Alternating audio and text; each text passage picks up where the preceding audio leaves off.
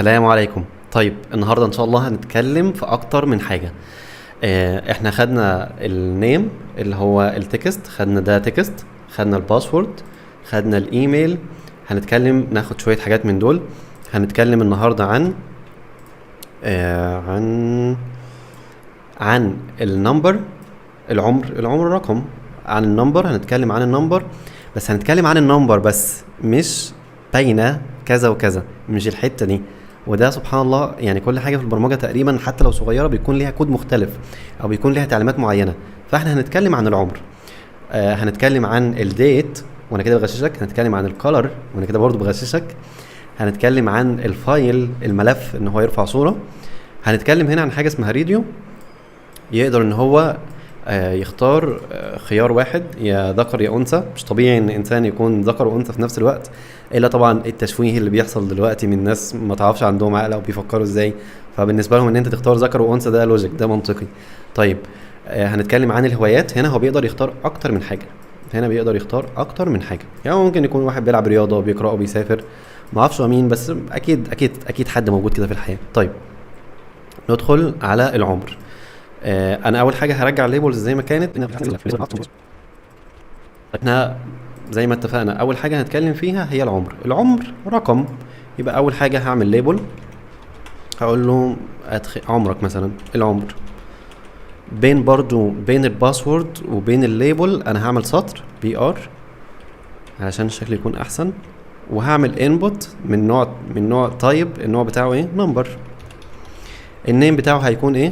يكون ايج، بحيث ان هو لما يتبعت للباك اند يعرف ان في انبوت اسمه ايج، يعرف ان في حاجه اسمها العمر، ياخدها يعمل بيها بقى اللي هو هيعمله، يتصرف زي ما هو عايز، احنا مالناش دعوه. طيب العمر بالشكل ده زي ما انتم شايفين، هو اداني هنا ان انا اكتب رقم بالشكل ده، بس هنا ممكن اروح للنيجاتيف. يعني شايفين ممكن اروح للنيجاتيف، مش حد عمره نيجاتيف، ده مش لوجيك. وفي نفس الوقت ممكن حد يكتب عمره 500، لا هو انت ممكن يبقى عمرك 500 لو كنت عايش ايام سيدنا نوح، اما دلوقتي مفيش الكلام ده، انت اخرك 50 سنه وتتكل على الله. طيب اعتقد ان احنا ممكن نعمل BR مثلا كمان، بحيث انه يعني نبعدهم عن بعض اكتر، لان هم بصراحه اللزقه دي مخليه شكلهم وحش قوي. هي ال HTML مش بتديك مرونه في موضوع التصميم، بس احنا بنحاول نعمل احسن حاجه باللي احنا اتعلمناه كده. كويس. element تاني ممكن نتعلمه، انا بحب استخدمه كتير بصراحه، اسمه HR. هو فكرته زي BR، بس بيزود ايه؟ ان هو بيعمل خط. فهنا خط بحيث ان هنا الفورم وهنا انت تبعت الفورم. طيب كده اتكلمنا عن النمبر. قلنا ايه اللي بعده؟ النمبر done. ديت، تاريخ الميلاد، يلا هناخده هو نفس الكلام. هقول له هنا تاريخ الميلاد، دخل لي تاريخ ميلادك. تاريخ الميلاد هيكون ايه نوع تاريخ الميلاد؟ ديت. النيم اسمه ايه؟ ممكن نقول بيرث ديت بس. ريلود. زي الفل. طيب 2 BR عشان يبعدوا عن بعض. انت خمن بقى اللي بعدها، يعني كده تاريخ الميلاد ضن. اختار لونك المفضل. يا ترى اللون هيكون الطيب بتاعه ايه؟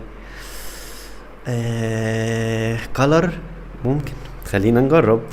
يلا هنا كولر، التايب بتاعه هيكون كولر. النيم هيكون فيفورت كولر مثلا، او فيفورت كولر. اللون المفضل ريلود. اللون المفضل، حطينا لون مفضل يقدر ان هو يختار. حلو جدا. اللون المفضل. ارفع صورة شخصية. يا ترى انبوت من نوع فايل، ما هو الصورة في الاخر فايل، هيكون النوع بتاعها ايه؟ المفروض ان انت تكون عارف. طيب هيكون النوع بتاعها فايل. اسمها هيكون ايه؟ فايل. الاسم انت بتحاول تحط اسم اللوجيك، بحيث ان هو لما يروح الباك اند يكون واضح بالنسبه له ايه ده. يعني مش هتحط مثلا انبوت 1، في ناس ممكن تعمل كده انبوت 2، انبوت 3. انا الكلام ده لما يجي لك باك اند اعمل بيه ايه؟ يعني ايه انبوت 1 ده ايه بالظبط؟ فهنا احنا قلنا ان هنا الفايل هيكون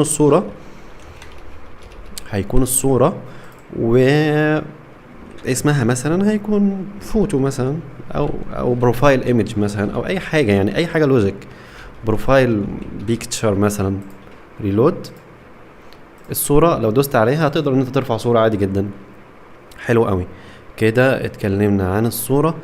الجندر، الجندر زي ما قلنا هو بيختار حاجة واحدة، لكن الهوايات اللي هي هنا، الهوايات دي هيقدر ان هو يختار اكتر من حاجة. خلونا نتعامل الاول مع الجندر. الجنس مش الجنس. بي ار ليبل، بي ار تانية ليبل. هو النوع ده، الجندر ده بيكون حاجة انبوت من نوع راديو هو مدور كده، بس انت بتقدر تختار حاجة واحدة بس. فهنا انبوت تايب راديو، وهنا هنقول له طيب هي دي هنا هيبقى فيها تركاية شوية. يعني هنا لو عملنا ريلود زي ما انتم شايفين، النوع انا عايز انزله تحت، عايز انزل النوع حتى نفسه، الاوبشنز نفسها تكون تحت النوع. احنا هنا هنحط ليبل تاني ليه للراديو نفسه ان هو مش باين هو ايه. فانا هقول له هنا مثلا ذكر بالشكل ده. يعني هنا الانبوت نفسه ده الانبوت نفسه وده الليبل بتاع الانبوت علشان يكون واضح ايه ده. لكن النوع هنا حتى انت ممكن تستخدم حاجه، يعني ممكن ده يكون باراجراف او H1، بس ده الليبل اللي ليه علاقه بالانبوت ده علشان يكون واضح بالنسبه للمستخدم. فانا هنا كتبت كود علشان اعمل الانبوت اللي هو ده، اللي هو الكود ده اللي هو انبوت تايب راديو، وكتبت ليبل ذكر ده اللي هو الليبل ده. تمام. هناخد نفس الموضوع بس هنخليه المره دي انثى. طيب هنقف هنا شويه، هنشرح شويه حاجات ريلود، شويه حاجات لوجيكال. يعني انت لو اخترت ذكر اخترت انثى هيختار الاثنين، مع ان ده مش لوجيك، انت يا ذكر يا انثى متفقين، دي حاجه ما لا يختلف عليها، اتنين عندهم عقل بيفكروا بيه. طيب هنا طيب راديو، ايه اللي بيميز الموضوع ده ان هو يخليه يختار حاجه واحده؟ لو انا رحت قلت نوع ان النيم بتاعه تايب كويس وده النيم بتاعه تايب، يبقى هنا الاتنين دول نفس الاسم، فانت عندك ان انت تختار منهم واحد. خلونا نعمل ريلود ونشوف. ذكر انثى ذكر انثى بيبدلوا مع بعض، هتختار ده هيضيع ده، هتختار ده هتضيع ده. كويس. فدي نقطه مهمه جدا، زيهم زي اي انبوت ليهم فاليو. يعني هنا فاليو فيميل وهنا فاليو الفاليو ميل. ميل انا متلخبط بصراحه ما بين الفيميل والميل، فانتوا يعني معلش الانجليزي اعذروني فيه شويه، هي بقى انتوا نصيبكم في الفاليو بتاعتها يعني طلعت صح وغلط. طيب ذكر وانثى وليهم فاليو عادي جدا. كده باقي عندنا ان هو يختار اكتر من حاجه. الهوايات هنيجي هنقول ليبل الهوايات بي ار بالشكل ده، اكتر من بي ار علشان نكسب مساحه. اول هوايه عندنا الرياضه. المره دي هنا اخترنا راديو، المره دي هنختار حاجه اسمها تشيك بوكس انبوت تايب تشيك بوكس، وهقول له ان الليبل مثلا رياضه. خلونا نشوفها اول حاجه قبل ما نعمل اي حاجه. ريلود. هنا الهوايات عنده رياضه، ما بين الهوايات وما بين الرياضه هعمل بي ار، الهوايات والرياضه هعمل بي ار بحيث ان هي تبقى في سطر لوحدها. ريلود رياضه قراءه مثلا هاخدها زي ما هي قراءه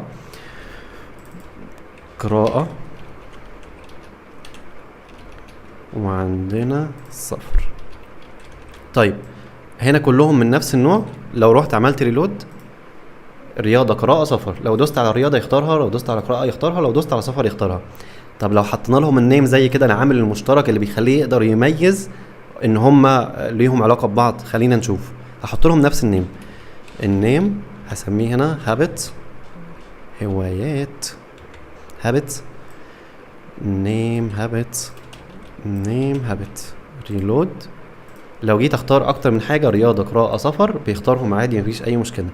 يبقى كده النهارده اتكلمنا عن الانبوت تايب نمبر، عن الديت، عن الكالر، عن الفايل، عن الراديو، عن التشيك بوكس. يا رب ان الشرح ان شاء الله يكون واضح وتكون كل حاجه مفهومه. اشوفكم الدرس الجاي ان شاء الله. السلام عليكم.